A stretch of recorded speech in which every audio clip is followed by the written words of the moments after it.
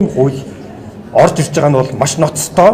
Тэгээд Монголын эрх ашигын талд үйлчилсэн хууль гэж юусаа харахгүй байна. Олон улс төрчид хуулийн хулгай ирсэн. Тэгэхээр энэ оюун толгойн хилцээрийг ахалж байгаа жишээлбэл засгийн газрын хэрэглэх газрын дарга, Монгол улсын сайд инхвэр маш их хуулийн хулгай ирсэн шүү дээ. Тэгээ энэ хуультайгаа ажлын хэсгийн даргын хувь зөвшөөрж байгаа юм уу? Энийг тэгээд зөв гэж бодож байгаа юм уу? Онтрегийн хилцлийг ахалж байгаа дамжин юм сайд онтрегийн хилцлээ эхлэхээс өмнө зэсийн амнаатаа өөрөө санаачилж бууруулж байгаа. Тэгээд аль талд үйлчилж байгаа гэж ойлгох юм.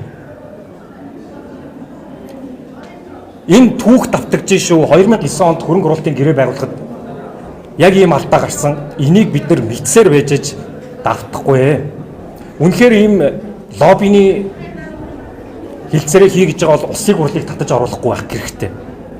2009 онд улсын хурл яг энэ татгалж ороод ачмаллантын хуулийг өөрчилж 2009 оны хөрөнгө оруулалтын гэрээ байгуулсан. Өнөөдөр бид нар ноогдол ашигчгүй баахан зээлдээ баригдсан өдөр тутам 15 тэрбумын зээл толсон ийм нөхцөл байдалтай байгаа. Тэгэхээр энэ хууль түрүүчийн 7 хоногт орж ирээд гэрлийн хурдаар өнөөдөр эдийн засгийн байнгын ороод нөгөөдөр чуулганаар орох гэж байна. Тэгээ яах юм? Тэгээд 7 сарын 10-нд шөнө яг баярын өмнө дахиад энэ хуулиа батлах уу те?